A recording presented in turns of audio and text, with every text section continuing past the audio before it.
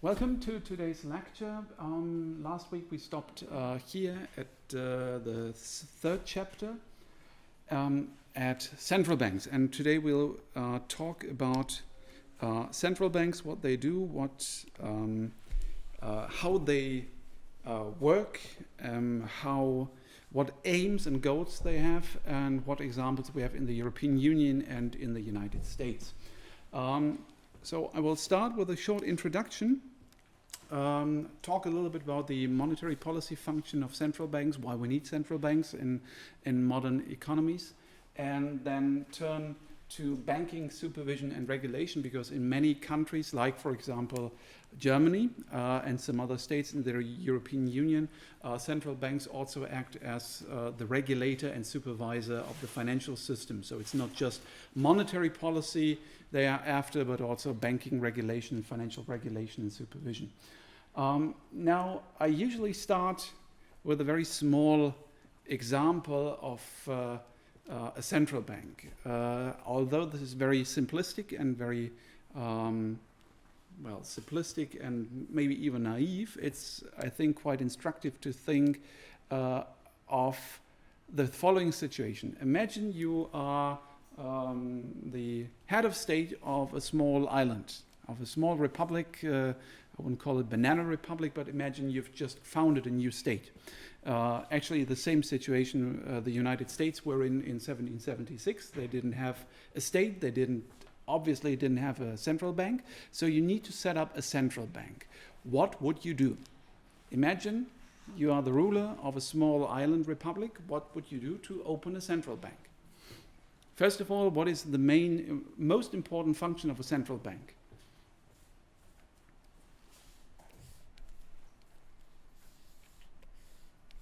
What is the most important task of a central bank? Yeah? Provide money? Provide money, cash, yes. So the central bank is tasked with the supply of the people with money, with cash.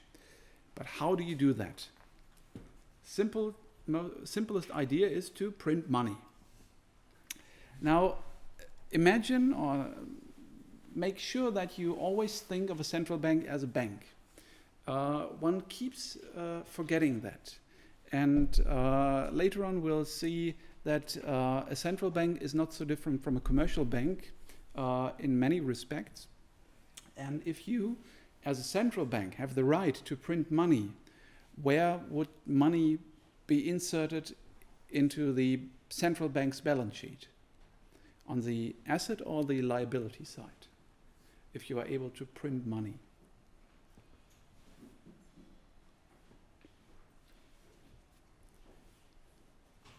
And would you simply print money and hand it out for free to your people? What would you do? What have central banks actually done in the past? Gold reserves? Yeah, gold reserves. That's very good. But who has gold reserves and where do they come from? Where do they go?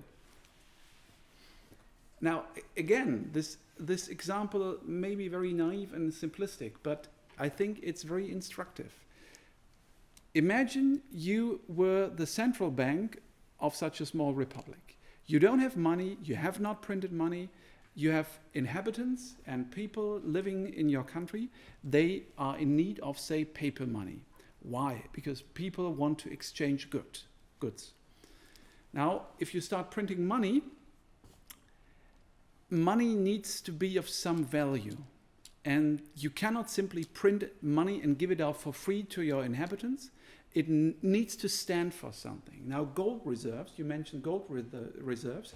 This is a very good idea, but what could the central bank do? People will not simply give their gold to the central bank for free. So what do? They buy up gold, for example. Let's assume we buy up gold.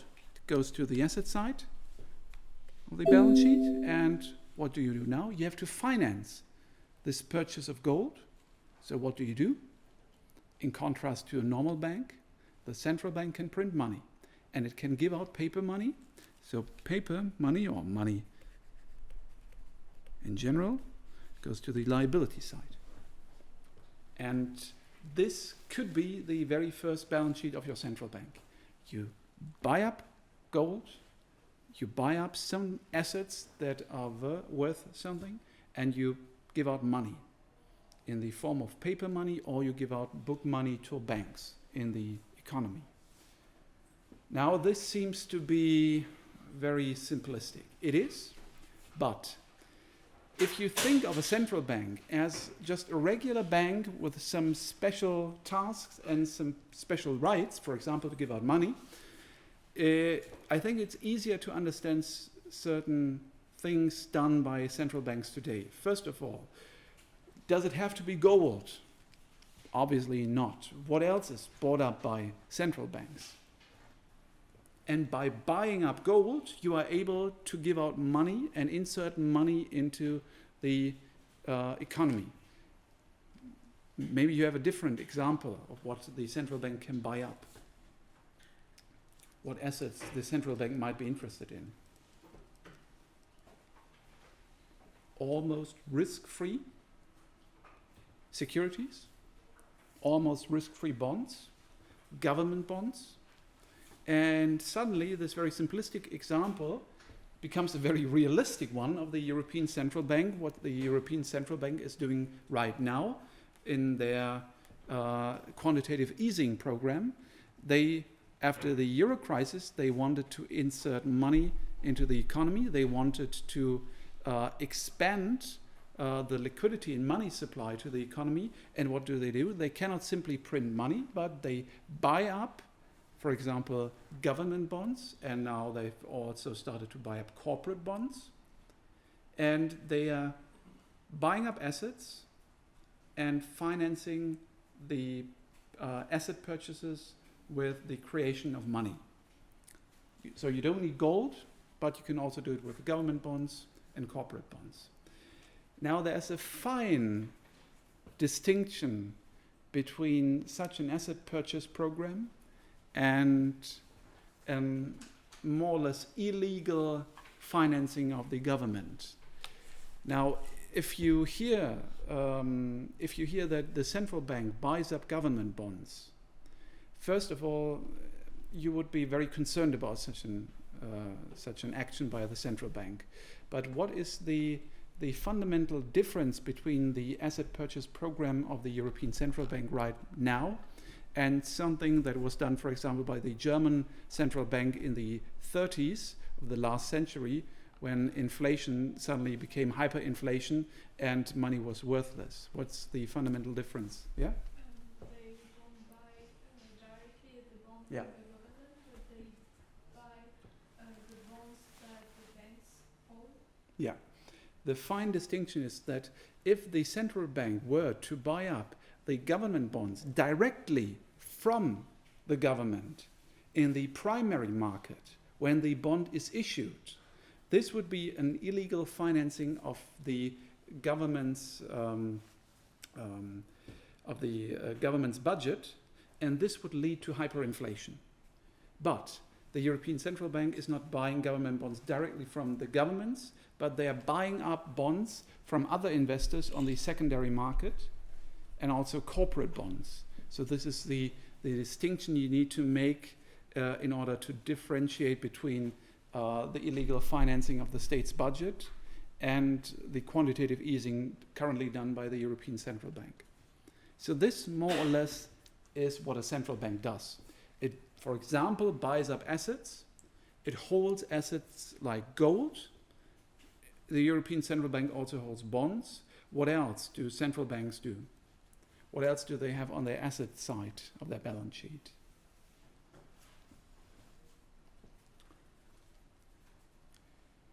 Foreign exchange reserves, so foreign currencies in dollars, yen, etc. And these are the most common assets you will find on the central bank's asset side. And they finance them with cash and money they create. Okay. So this is more or less what a central bank does. And the next 10 or 15 slides will go into a little bit more detail, but basically this is it. Now, we all probably understand why we need a central bank. A central bank is responsible, first of all, for monetary policy, for the creation of money, and for providing the inhabitants of a state with money with which they can exchange goods and services. Usually, modern central banks serve the main purpose, or their main purpose is to secure price stability and to maintain price stability, and subsequently also supporting general economic policy.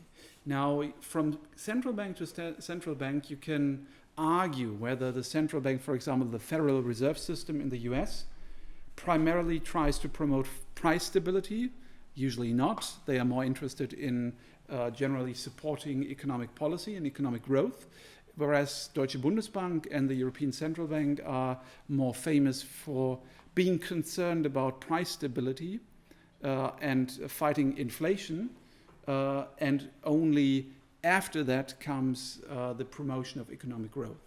But those are usually the main two tasks of a central bank: price stability, fighting inflation, and the support of general economic policy. Of course, providing the economy with money is also their primary main task, but in modern economies it's quite clear that you have a central bank and that money is created solely by the central bank.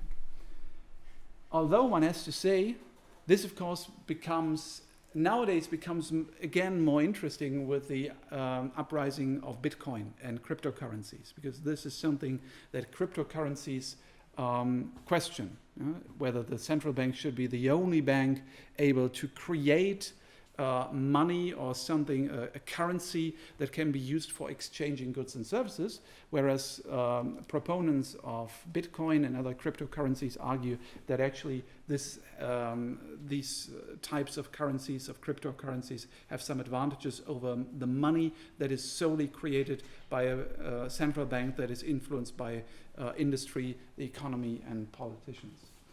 Now, depending on their legal form, central banks differ from other state institutions in terms of their tools and their independence from other state institutions. Usually central banks are independent of politicians, of ministries, of other state institutions.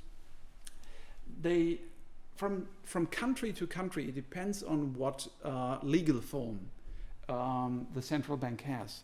This is also weird sometimes for us, because in Germany, Deutsche Bundesbank obviously is a state and a governmental institution. It's part of the German state, of the German federal state.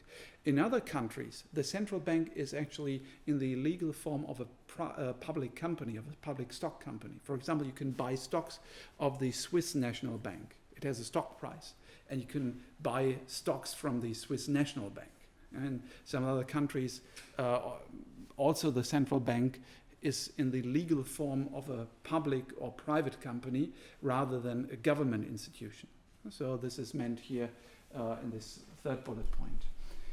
In Germany, it used to be quite simple. We used to have the Deutsche Bundesbank as the sole institution responsible for monetary policy. That has changed with the introduction of the euro. Now, the European Central Bank and Deutsche Bundesbank form the central bank for Germany, although one has to be precise, it's rather the European system of central banks. The European system of central banks is composed of the European Central Bank as the head institution and all national central banks of all member states of the European Union. Yeah? And one also has to note that the European system of central banks is not equal to the euro system. For example, the Bank of England is also part of the European system of central banks, but they are not in the euro system. Okay. So what are the main tasks of a central bank? We'll go through those tasks from the asset side to the liability side. And if you look at the asset sides, you can see they keep a currency reserve in gold and foreign currencies. doesn't make sense to keep euros as the European Central Bank, of course. They will keep foreign currencies, so you have gold reserves, foreign currencies. You will refinance commercial banks. That is, you will have claims against other commercial banks, private banks. You will grant loans to the state if that is allowed and if that's legal. And you will perform so-called open market transactions, that is the purchase of securities to manage the money supply and to perform and to do your monetary policy. In other words, you will buy up government and corporate bonds. These are the open market transactions. On the liability side, you will have the issuance of banknotes. Usually the central bank is the only bank allowed to issue banknotes. These represent claims, one has too much, against the central bank. And again, this is not so obvious. Especially, I would say in Europe, we are quite used to having only one currency, having one type of banknotes. But if you go to the United States, in the 18th century, obviously, but even in the 19th century, you didn't have one central bank. Even today, we don't have one central bank. We have the Federal Reserve System that consists of a number of Federal Reserve banks. And only at some point did these Federal Reserve banks agree on printing the same type of money. They always used the dollar, but the banknotes differed from state to state. And only later on, after the Civil War, did the Federal Reserve banks agree on printing the greenback dollar.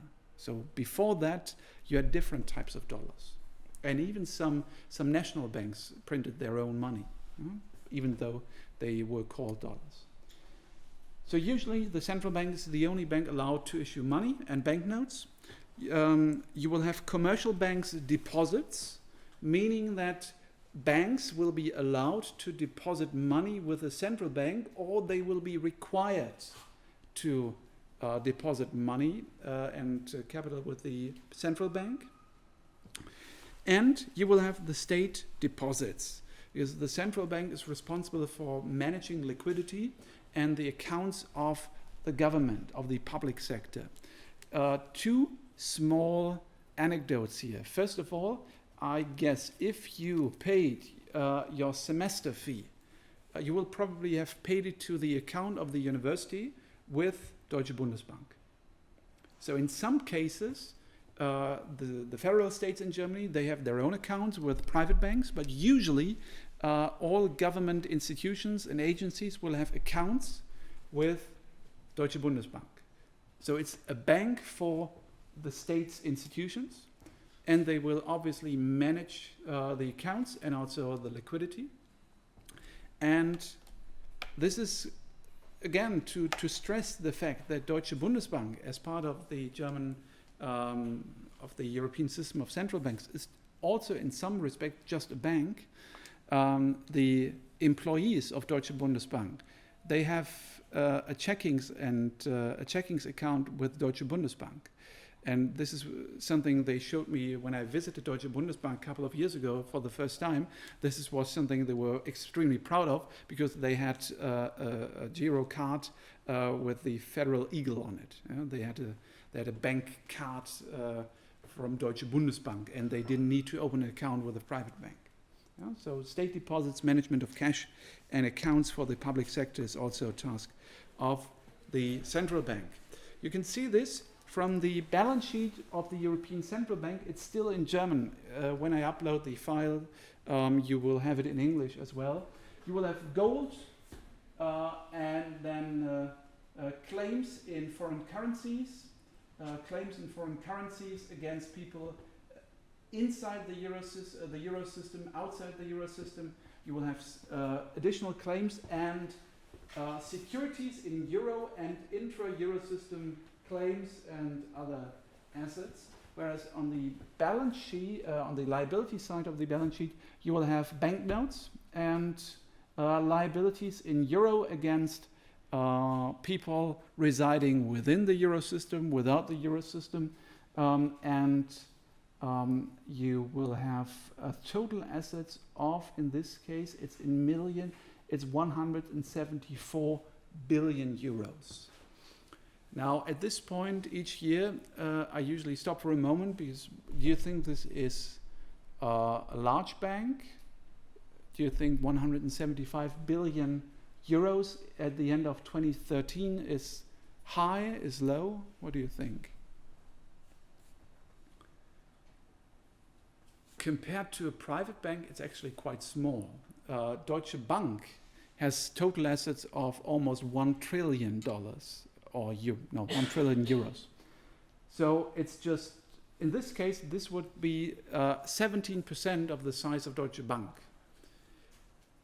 One would argue, why is everyone talking about the explosion in total assets of the European Central Bank? Because they, well, even in 2013, but even now, they have bought up assets and bonds and bonds and bonds over the past couple of years. And everyone is talking about the explosion of the size of the European Central Bank's balance sheet. Why do you not see this here?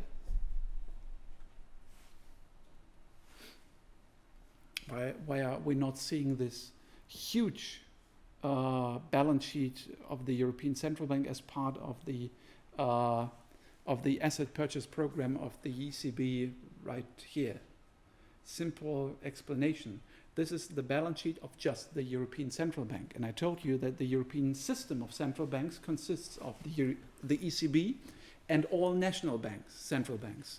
And the problem is, or not the problem, but the way this works is that the European Central Bank delegates most of the operations they do to the central bank.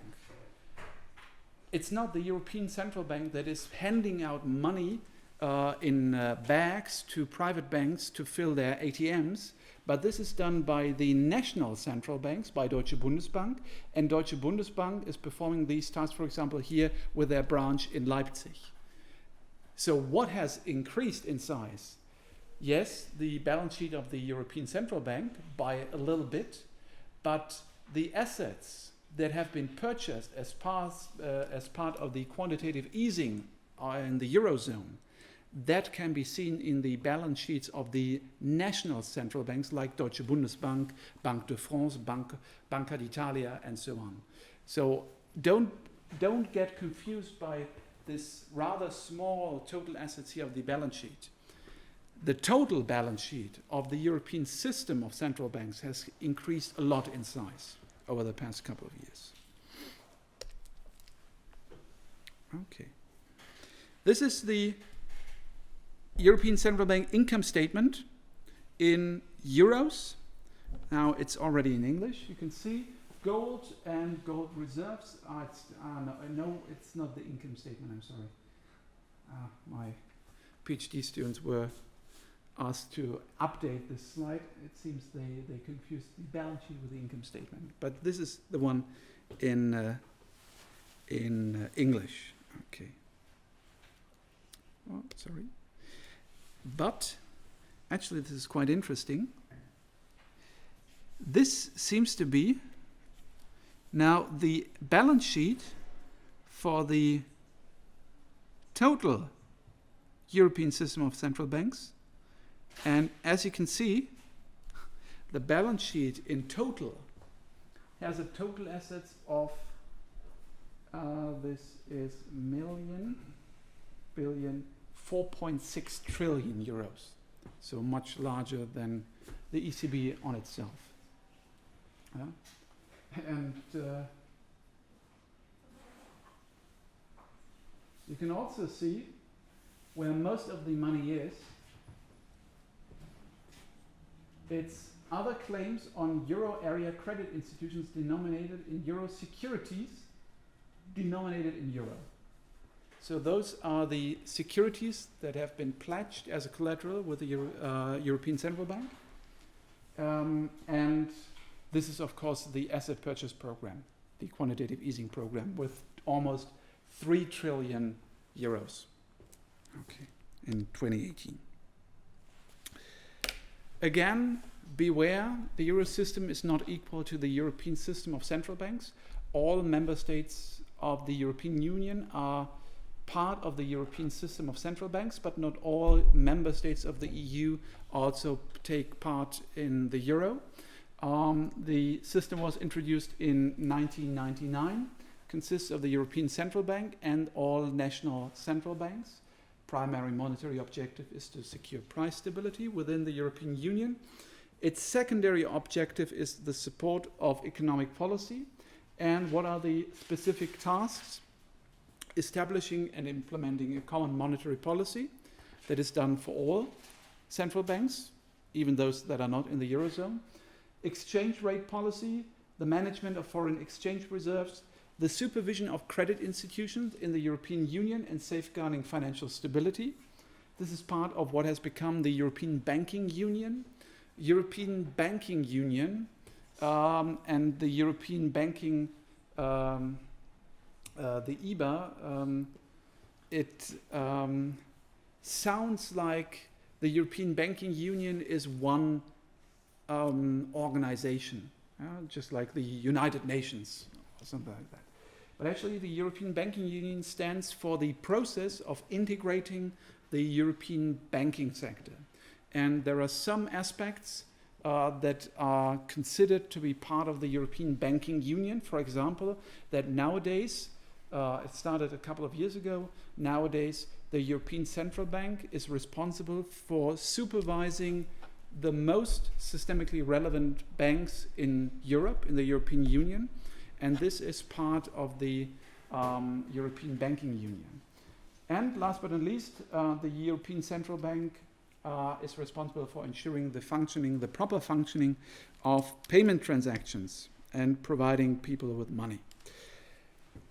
Now the ECB, you probably know that, is located in Frankfurt. It's governed directly under European Union law and has been the common monetary authority of the member states of the European Union, as well as a component of the system of central banks. In addition to these above-mentioned objectives, the European system of central banks also performs other tasks. It creates the central bank balance sheet, it collects data, it does research, it has a huge research department, so if you're studying economics, the European Central Bank is probably one of your dream employers,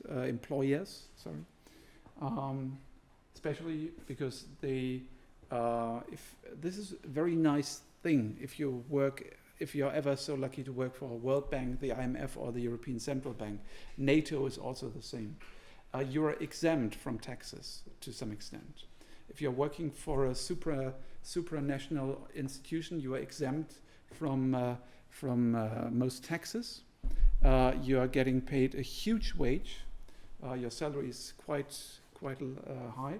And I once met a guy who worked for the for the International Monetary Fund in Washington, and he complained that only BMW gives him diplomat discount and not Mercedes. So you will be able to get a diplomat's discount at car stores. So just some of the benefits you'll get for working at a supranational organization. Okay, and last but not least, supervision of systemically relevant banks under the so-called Single Banking Supervisory Mechanism. This is the SSM. And the SSM, the Single Supervisory Mechanism, is one third actually, of the European Banking Union. And what is done is that at some point, a couple of years ago, the supervision of large banks was transferred from national central banks like Deutsche Bundesbank to the European Central Bank. Does this mean that now suddenly completely different people are responsible for supervising these banks? No. How do you think are the people working at the European Central Bank recruited? Just like with any European Union organization, they usually recruit the employees from the best performing people at the national banks, national organizations. So if you are an expert at Deutsche Bundesbank, you will probably be on loan to the European Central Bank, and after some time you will get a full employment at the European Central Bank. So this is one way of getting there, to start at a national central bank and then move up the ranks until you get to European Central Bank. Now the ECB is governed by the Executive Board, the Governing Council, the General Council, and the Supervisory Board. And as you probably also know, the President of the European Central Bank is usually a very important position in the European Union, and it's subject to major political considerations who is going to be the next president of the European Central Bank. Now, at this moment, it seems that it will not be someone from Germany, although politicians have argued that Germany is next in line to fill that position. But as our current chancellor is aiming at the seat of how is it called in English? The President of the European Union Commission, who right now is what's his name? He's from Luxembourg. Help me, please. What's his name? I wanted to say Jacques Delors. No, that's what's the name of our current? Jean-Claude Juncker. Yes, thanks. Right, Jean-Claude Juncker, and he will be replaced, I think, next year, and someone else will take his position. And right now it seems that Germany is next in line to fill that position. But in order not to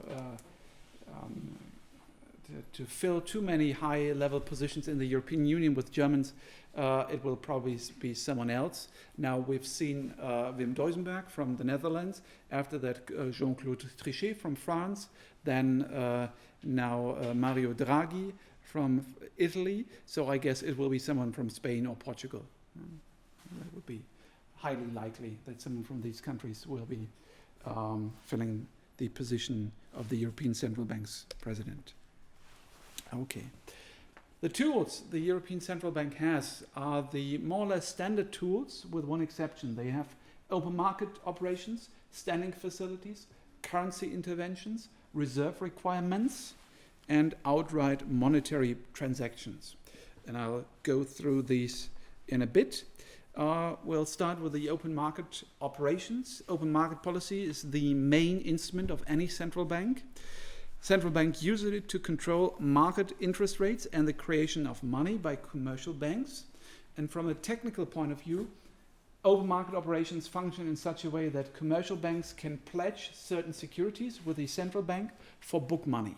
Now, I have described to you this idea of the central bank buying up assets and buying up gold. Obviously, nowadays, not everyone trades in gold, but rather private commercial banks will pledge securities they have as a collateral with the central bank in exchange for book money.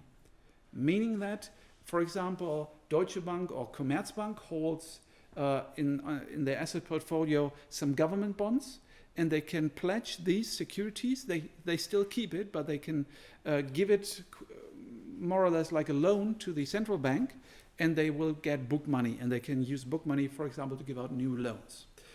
However, the central bank can obviously regulate this, and it can manage its open market operations by doing what? It can stipulate rules that say, okay, for example, commercial banks can now pledge assets and securities only with a AAA rating. Securities with also a AA rating. And by changing the rules with which banks can pledge securities with the central bank, they can manage the possibilities for private banks to get book money. And this is also, for example, something the European Central Bank has done. They have revised their rules for open market transactions and for collaterals. This is what they are called, for their collaterals, in such a way that now, because they want to expand the money supply, they have eased the requirements on the ratings of the collaterals. So banks can also, they don't need to use AAA, but they can also use securities with worse ratings, for example. So these are open market transactions.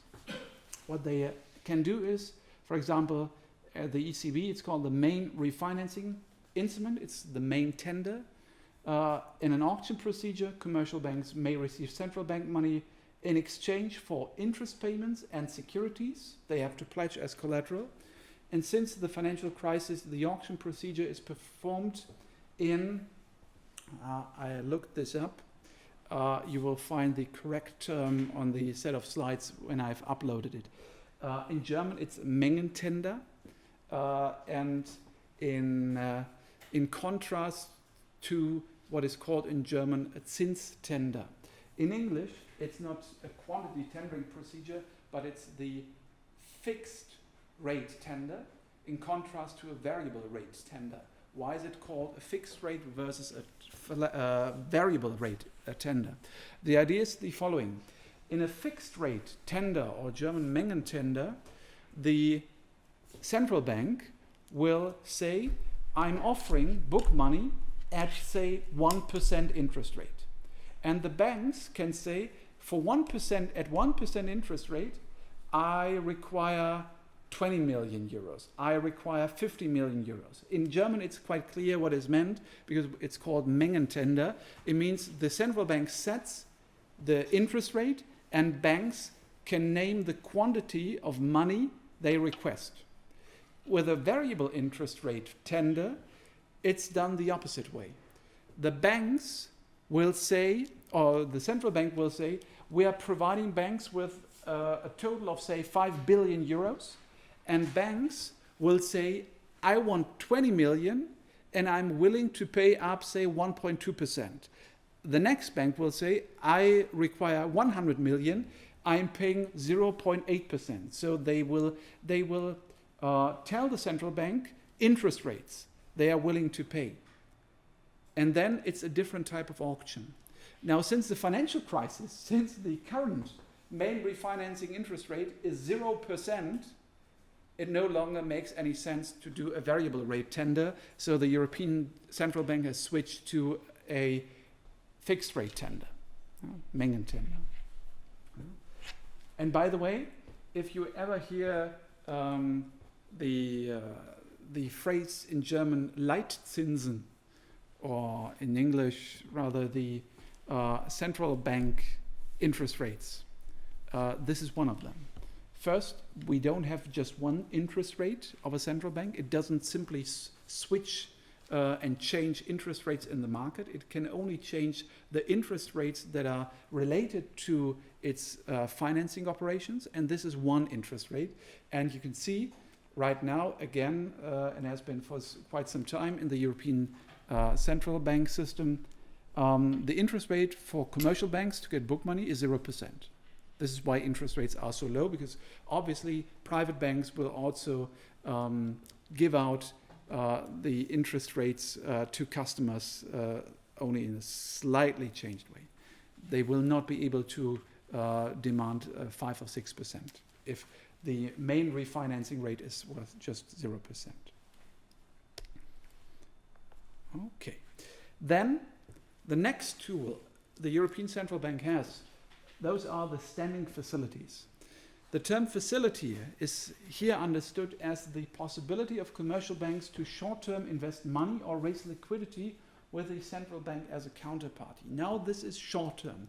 Main financing, refinancing operations, those are mid and long-term.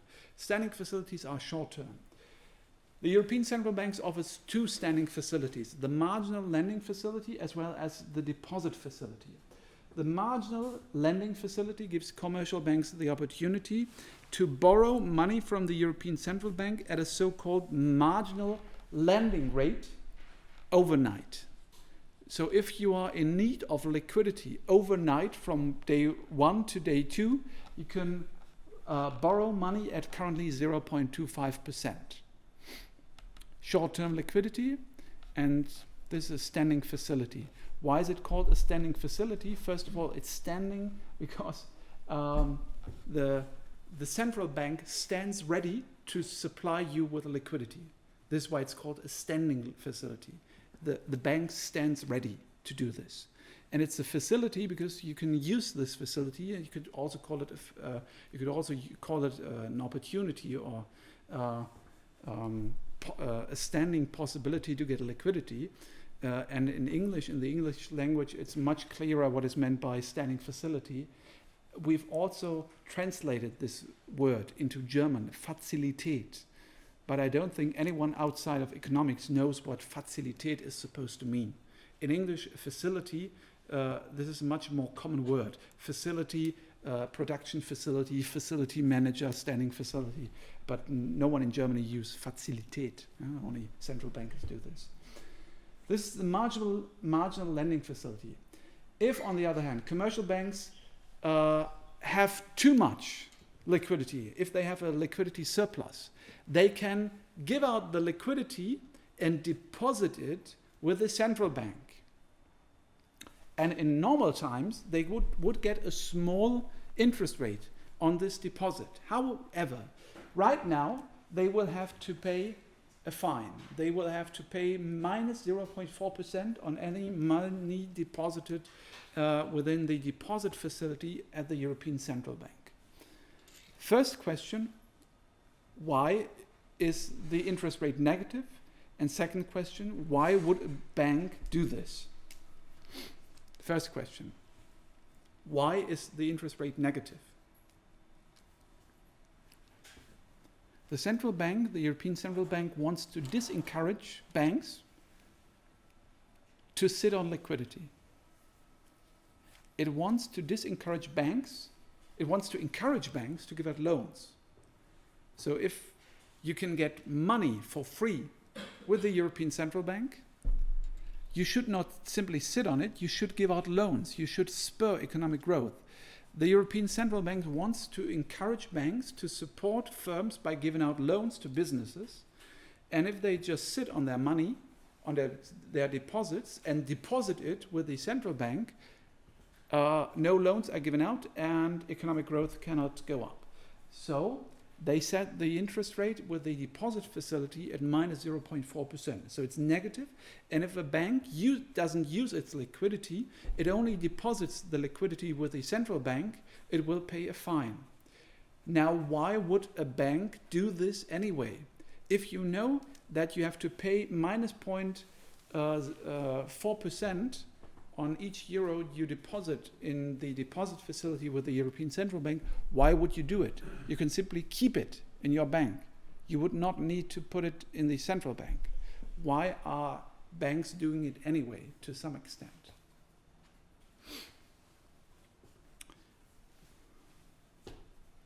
Regulatory reasons. In some cases, if you keep too much liquidity on your own balance sheet, and if you do not deposit it with the central bank, this will wreak havoc on your capital ratios and some other regulatory ratios. So in order to fulfill regulatory requirements, sometimes you will accept the negative interest rate on those deposits with the central bank, rather because you need to fulfill certain regulatory ratios and regulatory requirements. Because otherwise, no one would be willing to pay money to deposit money and liquidity with the central bank. But in some cases, this is the lesser of two evils. Yeah? You have to decide between paying a fine on your deposit with the ECB or facing a much higher fine because you are violating regulatory regulations. So you will deposit liquidity, surplus liquidity, with the European Central Bank. Okay.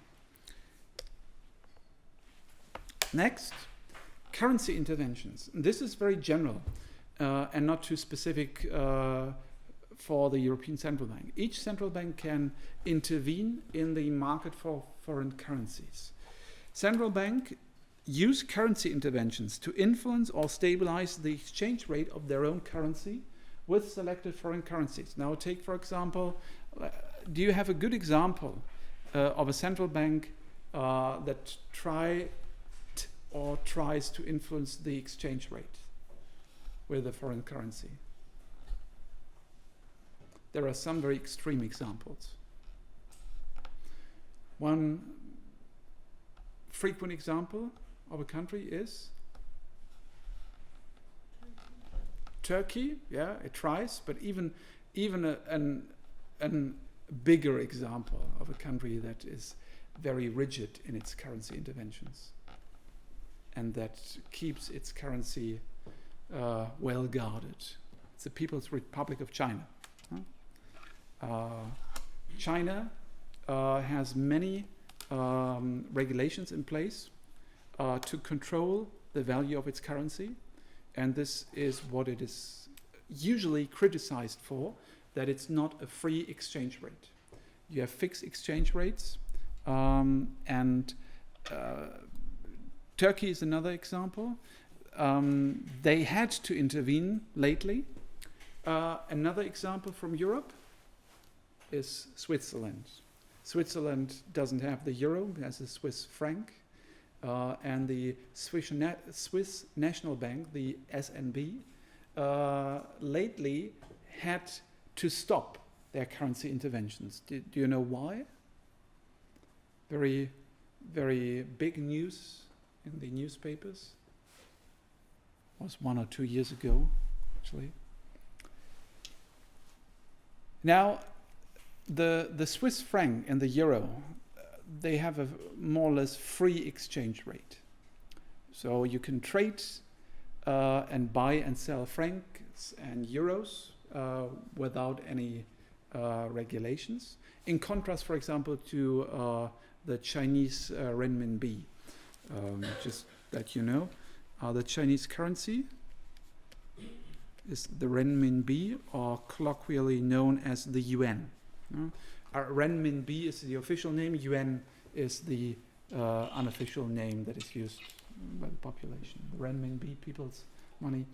The renminbi, you cannot buy renminbi here in Europe. You can only buy renminbi when you go to China.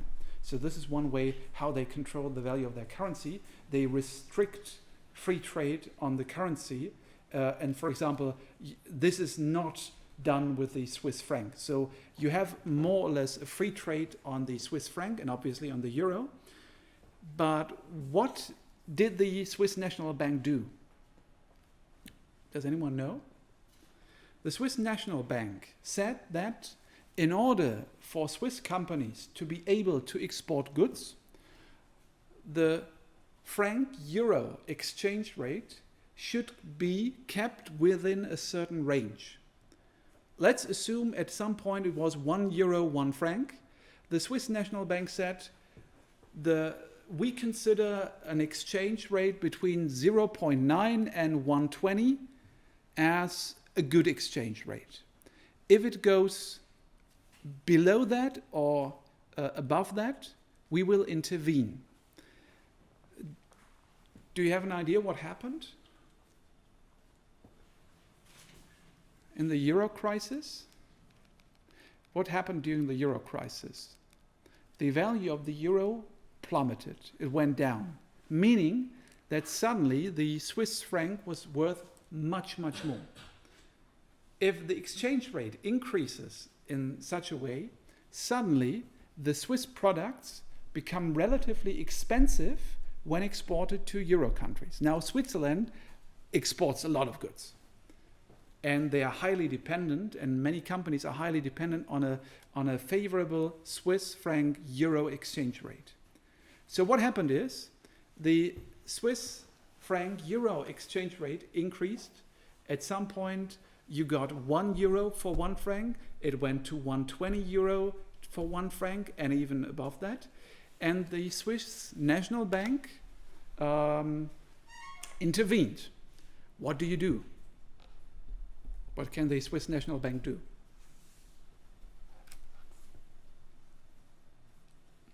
Obviously, it can buy and sell foreign currencies. It did so with what result? If you are artificially influencing supply and demand against the market trend, you lose money. The Swiss National Bank had horrendous losses on their balance sheet and income statement of, I think, a couple of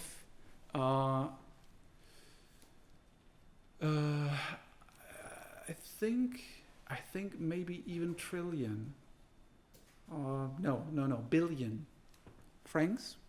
They had horrendous losses year after year, and they did so, I would say, for the better part of the last 10, 15 years. But after, in between the euro crisis, the euro exchange rate to the franc plummeted by so much, the Swiss National Bank at some point did what? Any idea? They just surrendered. They said it has now become too expensive for us to support the franc-euro exchange rate. It is too costly for us. We will stop our currency interventions. And after that, the franc-euro exchange rate skyrocketed. And this is what is usually done in currency interventions. You buy and sell foreign currencies, you hold foreign currency reserves, and because central banks usually have a lot of money and a lot of capital, they can buy and sell in such quantities that they can influence the exchange rates. Now, this is a very, I would say, a very harmless version of that. It's a free exchange rate, and a bank simply announces that it will intervene in case the exchange rate goes too far up or too far down. Where the People's Republic of China and some other countries, you can see that it's not really a freely traded currency, so there are additional restrictions on the exchange rate. Do you know another famous example of someone attacking an exchange rate? Very famous person right now, because he's one of President Trump's most dedicated opponents, and one of the people Donald Trump likes to bash the most. It's George Soros.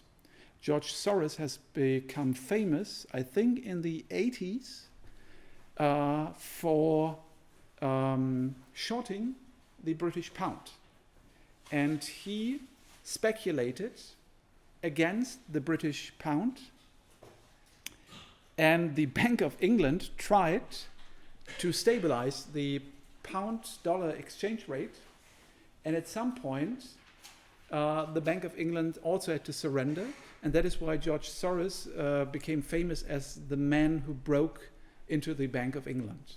And this is how he made a fortune by speculating against the British pound. And they also did something similar like the Swiss National Bank. They argued that they will intervene if the exchange rate changes by too much. Speculators came in and they challenged the National Bank. And at that point, the central bank was no longer able to fulfill their promise. And that is how George Soros earned a lot of money.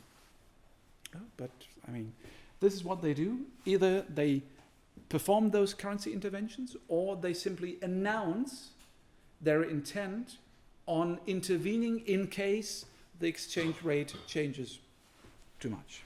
Okay. And this is obviously one important tool of a central bank. Then you also have minimum reserves. They are used to control the demand of commercial banks, and we've already seen this with the credit multiplier last week. So what you do is, as a central bank, you set a minimum reserve requirement, meaning that for each money in deposits the bank takes in, you need to keep, for example, 10% or 15% as a reserve on your balance sheet that cannot be given out to other banks and customers as loan. Now, if you increase your reserve requirement, that means that deposits and the bank itself are safer. However, the bank is not able to give out as many loans as it would be with a lower reserve requirement. So it's a trade-off between financial stability on the one hand with higher minimum reserve requirements and more lending with lower minimum reserve requirements.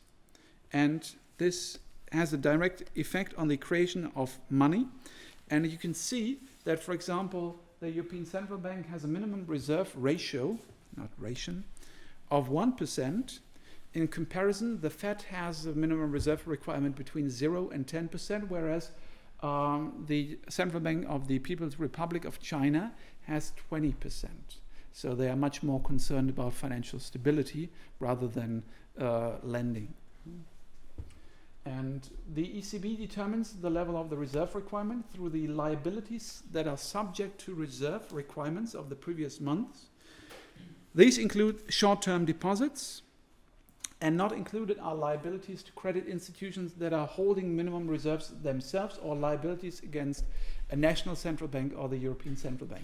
This only means that the European Central Bank, as part of their supervision, looks at the deposits, the short-term deposits a bank has, and the liabilities subject to reserve requirement and their assets, and then it calculates the actual reserve ratio. And if, for example, a bank falls below the minimum reserve ratio, the supervisor will step in and tell the bank, you have given out too many loans, your reserves are too low, you need to come up with more reserves. Quite natural. And then, last but not least, for the European Central Bank at least, we have the outright monetary transactions. It refers to the program for the purchase of short-term bonds of countries in the euro area, which was announced with the OMT decision by the European Central Bank in 2012. Condition is that the state for which it is used has previously used the rescue facilities of the European Stability Mechanism or the EFSF. That is the European Financial, I think, Stability Fund, Europäischer Stabilitätsfonds. That's the EFSF. And it has not been used so far. So it's an instrument that has not been used. And research has shown that actually by simply announcing outright monetary transactions, this has decreased the yields on government bonds of selected countries, especially Greece, considerably. Now, what is usually thought of when you hear outright monetary transactions? What is so famous about the OMT decision? You can phrase it in one famous quote, as one famous quotation. This sounds like the asset purchase program of the European Central Bank that is done right now. It is similar, but there is one fundamental difference. No one? Any economic students here? Just business students? What is the OMT decision? It's a famous quote by Mario Draghi, which was, no one? Oh my God. The European Central Bank will do whatever it takes to stabilize the euro. Whatever it takes. And this is the difference to the asset purchase programs. The asset purchase programs are limited to a certain amount of money per month. Say, for example, each month 50 billion euros. So everyone in the market knows, okay, the European Central Bank will buy up another 50 billion next month and 60 billion, and it has a plan. And it's completely transparent by how much the money supply is expanded as part of the asset purchase program. The outright monetary transaction means that in case For example, Greece went bankrupt, and it had already used up the rescue facilities of the European Stability Mechanism and the EFSF. The European Central Bank would step in and buy unlimited amounts of bonds on the markets to stabilize the euro system. And it's a small but fundamental difference, and this is why it's close to the asset purchase program, but there's one very big difference, and it becomes clear in this famous quote, whatever the European Central Bank will do whatever it takes to stabilize the euro. So this is the outright monetary transaction, or these are outright monetary transactions. Okay. Now, this is close to what is usually referred to as the central bank's main task, to act as a lender of last resort. In general, the central bank can provide central bank money to any commercial bank that is close to bankruptcy, to bridge an unexpected squeeze in liquidity. And the goal of the central bank here is obviously to stabilize, first of all, the bank, but to stabilize the financial system and to prevent something that is referred to in the literature as contagion effects. Those are spillover effects that if one bank fails, other banks will follow. Do you know how this is usually referred to in the literature? This is a bank run. This is a bank run, meaning that people will start to run to one bank because they fear that the deposits are no longer safe. And if you see people running to your local Sparkasse, but you are a customer of Deutsche Bank or Commerzbank, you could get the impression that your deposits with another bank are also no longer safe, so everyone will start to run to their banks, and the bankruptcy of one bank will cause problems and a liquidity squeeze at other financially sound banks, and then the financial stability of the system is endangered. This is why the central bank will step in as a lender of last resort to prevent the spillover of problems from one bank to other banks, and this is what we refer to as contagion. The problem, of course, here is that this creates a moral hazard situation. Why? Why do you have a moral hazard problem? The banks know that if they engage in some risky investment, they will Yeah. be saved by the central bank. Yeah. And it's a bad incentive for them. Yeah, exactly. It gives the wrong incentive to banks, more precisely to bank managers, that they know if they are systemically relevant, they will be saved anyway. In the worst case, the central bank will step in, so this gives bank managers the wrong incentive to take up excessive risks. Because if they take on excessive risks, the profits will go to their shareholders and to the bank managers in the form of bonuses. And in case the excessive risks are too much for the bank, well, they will be saved anyway by the central bank. So they have nothing to lose, and they will take on more risks that are socially acceptable. And this is the moral hazard problem, because why is it moral hazard? Usually moral hazard describes asymmetric information after closing a contract and after signing a contract.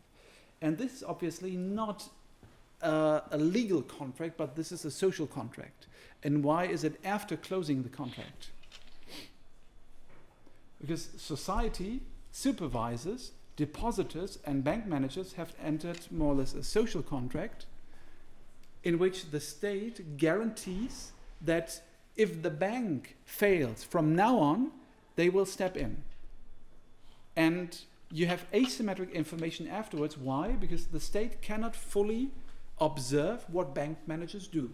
And this, to alleviate this problem, we have bank supervision. We have the government and the state who supervise and regulate banks in order to decrease the asymmetric information between the bank and bank managers and the state and the central bank on the other side. Okay. Lender of last resort. Now this leads us directly to banking supervision and regulation. Central banks often also perform the task of supervisor and regulator. and this is very tricky going from one country to another. We'll see how this works in Germany and the United States.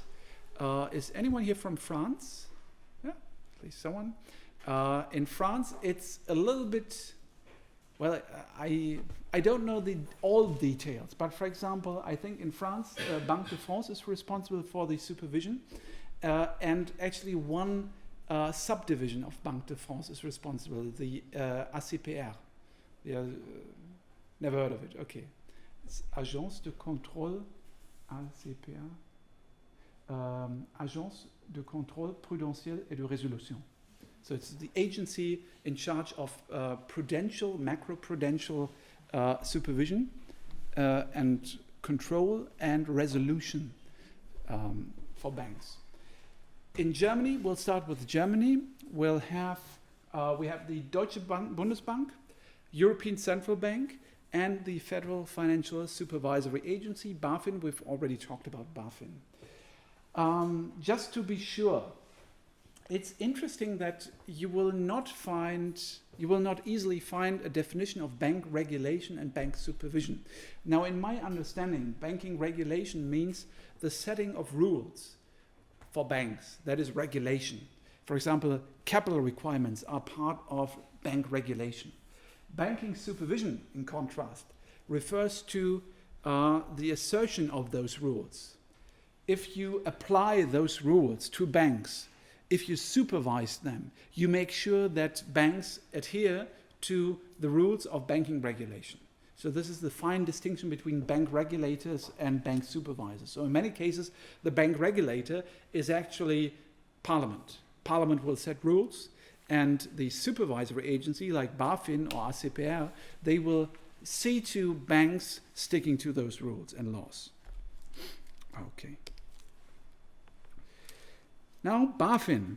BaFin emerged in 2002 from several distinct agencies. The Federal Banking Supervisory Agency, the Federal Supervisory Authority for the Insurance Sector, the Federal Supervisory Office for Securities Trading. At that time, in German, they were called Bundesamt für das Kreditwesen, Bundesamt für das Versicherungswesen und Bundesamt für den Wertpapierhandel. In 2002, Parliament and government faced the fact that financial systems and financial sectors are highly integrated nowadays. You don't have a completely separated insurance sector, a completely isolated banking sector, and a stock exchange like in the 50s or 60s, but nowadays you have highly integrated financial systems, so you need one financial supervisory agency. This is why they created BaFin. They are still based in Bonn. Their main headquarters is in Bonn, mainly due to the fact that Bonn used to be our federal capital. They also operate a large office in Frankfurt. Why? Because Frankfurt is the finance capital of Germany. It is subject to the legal and technical supervision of the Federal Ministry of Finance.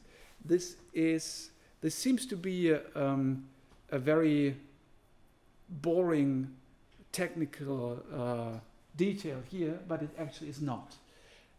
Deutsche Bundesbank is completely independent from politicians, although they decide on the president of Bundesbank and the executive vice presidents, but Deutsche Bundesbank is proud, just like the European Central Bank, they are proud to be completely independent from politicians and from politics. BaFin, as the financial supervisory agency, is not. They are under the control, both legally and technically, meaning in German, Rechts- und Fachaufsicht. This means that they are responsible for all legal matters, but they also look into the business and the things BaFin does. And they are completely controlled by the Bundesfinanzministerium, the Federal Ministry of Finance. And this is something people from Deutsche Bundesbank will always stress. That means that if the Minister of Finance changes, BaFin might also adopt their policies. to a little bit, to some extent. And they are extremely concerned about customer protection, because this is something politicians absolutely do not want to see. There was just today, I think, there was a report in the Spiegel online newspaper that was about I think it was an interview with BaFin President Felix Hufeld, who said that no one should drive back bank regulation. Even though banks are complaining about too much regulation, no one should think about decreasing the amount of bank regulation, because we still are not in the safe spot. It's based in Bonn. It has a president and 4 so-called executive directors. This is the result of a corruption scandal, I think almost 10 years ago. At that time, you had a president and vice president. Nowadays, you have 4 executive directors, same word in German, Exekutivdirektoren, 1 for banking, 1 for insurance, 1 for stock exchanges and securities trading, and 1 for IT and personnel and some other things. And a president at the top level. And formally, all 5 have the same rights and duties. So they are equals, and this is a result of the scandal they had back 10 years ago. At that time, you had a president who could do everything. It's the supervisory authority for the whole financial sector in Germany, and they collaborate with Deutsche Bundesbank when it comes to banking supervision, and they collaborate with the European Central Bank when it comes to the supervision of systemically relevant banks. Now, first of all, one has to see they are in complete charge of the insurance sector. Insurance regulation is done by BaFin, full stop. Some things are left to Bundesbank when it comes to financial stability, but that's a very small part. Insurance regulation, BaFin, full stop. Stock exchanges, securities trading, BaFin, full stop, with a slight footnote. Obviously, we also have some agencies, very small agencies, that are in charge of stock exchanges at the state level, most notably in Hesse, in which Frankfurt is located. You have also a small state authority for stock exchanges, but BaFin does most of the important work here. So stock exchanges, securities trading, BaFin. Very famous recent example where BaFin made the news. Do you know? Remember? I might have told you that. You might remember that a couple of one and a half years ago, someone tried to bomb the team bus of Borussia Dortmund, the soccer and the football team. And no one knew what was behind the attack. Many people expected and suspected a terrorist attack, but BaFin saw, as part of their market overwatch, that one single person shorted the stock of Borussia Dortmund just prior to the attack. They gave this information to the police. They investigated, and they captured the guy responsible for the bomb attack. He tried to bomb the team bus and then profit from his short position on the stock of Borussia Dortmund. And this is one very plastic example of what BaFin does. It supervises and it looks and analyzes stock prices to find any clue and any indication of wrongdoing or illegal insider trading. And in that case, it was just too of an extreme position to simply invest as a single investor to short one single stock to such an extent. So this is what BaFin does in stock and securities trading. Now with banking supervision, it's complicated.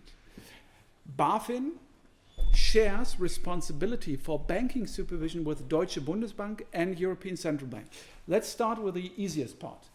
The European Central Bank is responsible for the systemically relevant banks. Banks that have total assets larger than 30 billion euros or some other threshold, those systemically relevant banks are supervised by the European Central Bank. Done. The remaining banks, what is done here? The operative and the operational supervision, the day-to-day supervision is done by Bundesbank. BaFin only sets rules, general tools, general rules for supervision, and they will tell Bundesbank what to do, what to look for, and Deutsche Bundesbank is responsible for the day-to-day regular ongoing supervision. Yeah? That's the best description, the ongoing supervision of banks. How is it done? For example, by the branch of Bundesbank located here in Leipzig. They will usually not do it from Frankfurt, but Bundesbank operates Hauptverwaltungen und Filialen. For example, one main office here in Leipzig for Saxony and Thuringia, and they are responsible. They will send out auditors to local banks. This is the ongoing supervision. What does BaFin do? BaFin steps in case the auditors find something fishy. If they see a problem, if something is irregular, BaFin will step in, and they will team up with Bundesbank and set out fines, give out fines and penalties. They will revoke licenses, and of course, before that, they are also responsible for giving out bank licenses. Okay, so this is the ongoing supervision by Deutsche Bundesbank.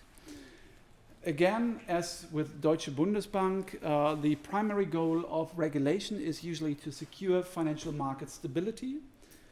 In addition to that, the need for the regulation of banking sector can be justified by a number of reasons. For example, investor and customer protection, Verbraucherschutz in German, lack of transparency of banks or the opaqueness of banks, meaning that you need to create market transparency.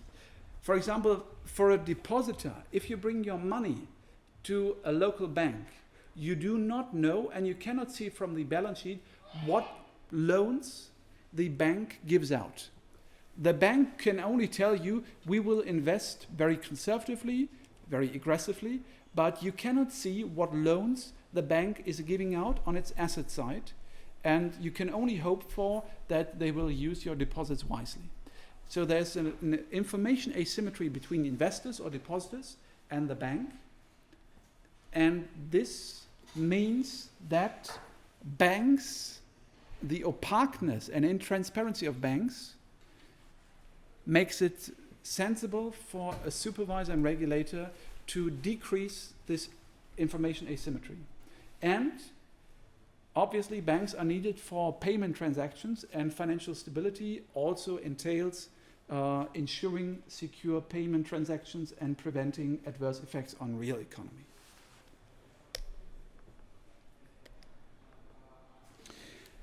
Now, I've already told you this. Banking regulation is done at two levels. First of all, Bundesbank and BaFin, but also on two legal levels. First of all, we have enacted laws, enacted by Parliament, Bundestag, and passed by Bundesrat. Kreditwesengesetz, Pfandbriefgesetz, Depotgesetz. Those are the laws that govern most things related to banking. On the other hand, the executive branch has also given out statutory or executive orders. In German, we call those Rechtsverordnung. Yeah? Anytime you see something with a G at the end, you will know that it's a law, Gesetz. If ever you see something with a VO, it's an executive order. The VO stands for Verordnung, and or simply O, I think. And this is perhaps my most favorable, or my best example for this. what is the difference between a law and an executive order under German constitutional law? The German students should know this. They have taken a legal class.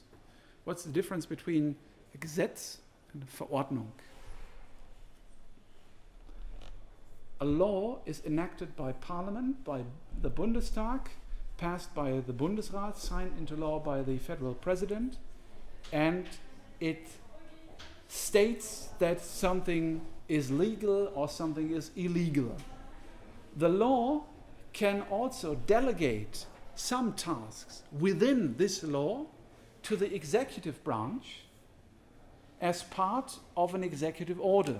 And the law will usually have a phrase like, the details are laid out in an executive order by the Federal Ministry of Transportation. And I would guess the most famous example for this is, do I have the pen here?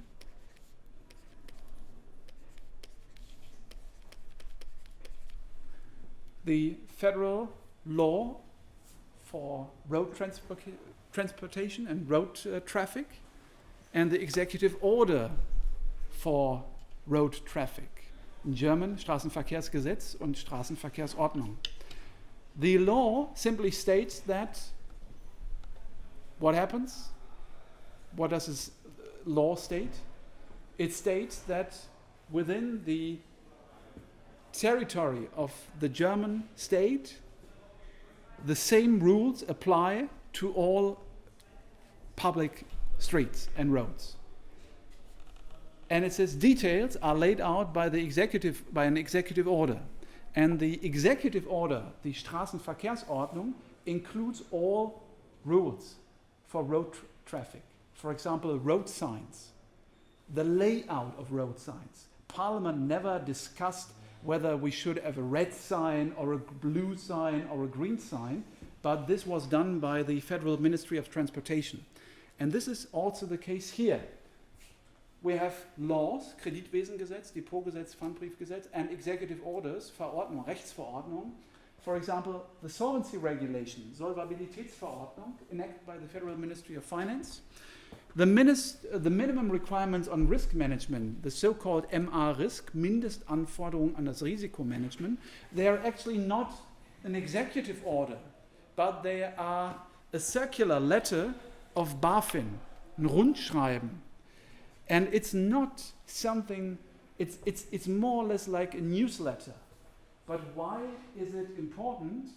BaFin is responsible for banking supervision.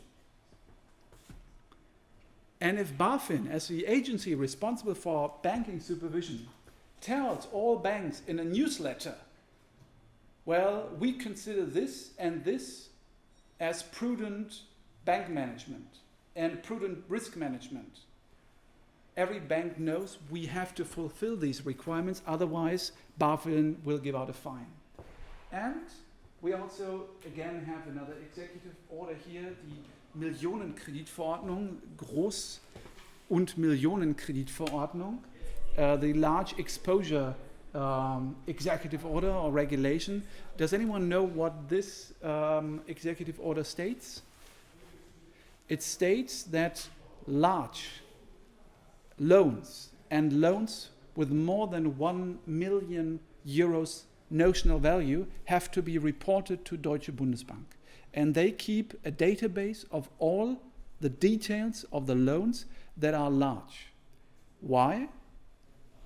Because Deutsche Bundesbank, as part of their banking supervision, they want to know which large loans banks have given out and to whom. For example, in case Deutsche Bundesbank would fail, they would immediately see, okay, Deutsche Bundesbank has given out loans to this company, this company, this company, and this company. So they have a better picture of financial stability. And this is part of their supervision. And this is regulated here in the Millionenkreditverordnung. Okay. Now, BaFin is empowered by law in paragraph 6, Section 2 of the Kreditwesengesetz of the German Banking Act. It states, BaFin shall counteract undesirable developments in the lending and financial services sector which may endanger the safety of the assets entrusted to institutions, impair the proper conduct of banking business or provision of financial services, or entail major disadvantages for the economy as a whole. I hope this is a good translation of the original German text, of course. So this is in the German Banking Act. Section 3, BaFin may issue orders to institutions and their senior managers that are appropriate and necessary to prevent or stop violations of regulatory provisions or to prevent or overcome undesirable developments at an institution which could endanger the safety of the assets entrusted to the institution or impair the proper conduct of its banking business or provision of financial services. You can see those provisions of the German Banking Act are very general. Why? German acts and German laws are like this. They are usually very general and they need to be interpreted by courts. This is why it only states BaFin may issue orders in order to prevent something. This is very general and it's meant to be this way. Okay. And in exercising its functions, BaFin shall duly consider the potential impact of its decisions on the stability of the financial system in the EEA states concerned. This is a new section that was inserted later on. Why? Because back when we didn't have such a highly integrated European Union, our German laws didn't care about effects of BaFin actions on other European states. Now, as part of the European integration, this was inserted that BaFin should also consider the effects on the financial systems in other European states. Okay. And paragraph 7, BaFin and Deutsche Bundesbank will cooperate as stipulated in this act without prejudice to further legal provisions. This cooperation encompasses the ongoing supervision, in German laufende Überwachung. Yeah? So this means it's not irregular, it's not done because of a problem at a bank, but it's done all around the year. It's done in an ongoing fashion. And ongoing supervision notably entails evaluating the documentation submitted by institutions, audit reports pursuant to paragraph 26, and annual financial statements, as well as performing and evaluating on-site inspections with a view to assessing institutions' capital adequacy and risk management procedures, as well as appraising inspection findings. As a rule, Deutsche Bundesbank's ongoing supervision is performed by its regional offices, Hauptverwaltung, like here in Leipzig. Okay. So this is this very special construction in Germany that Bundesbank is responsible for the day-to-day ongoing supervision, and BaFin only cooperates with Deutsche Bundesbank as part of its day-to-day business and will step in case something goes wrong. And they will usually use this set of rules, but as I've already used up all my time, I would say I'll stop here and we'll discuss this instrumentarium of supervisors next time. Do you have any questions concerning central banks, supervising banks, European Central Bank? Maybe it would be interesting, you can have a look at the slides later on, but it could help if you would look at, maybe go to the internet and have a look at the construction in the US. Because in the US you have the Federal Reserve Board, the Federal Reserve banks, they make up the Federal Reserve System. You have the Federal Deposit Insurance Corporation, the Office of the Comptroller of the Currency, and a number of additional agencies responsible for financial supervision in the US, and the Federal Reserve System as a central bank. So maybe have a look at that and we'll discuss this next week. Okay, thank you.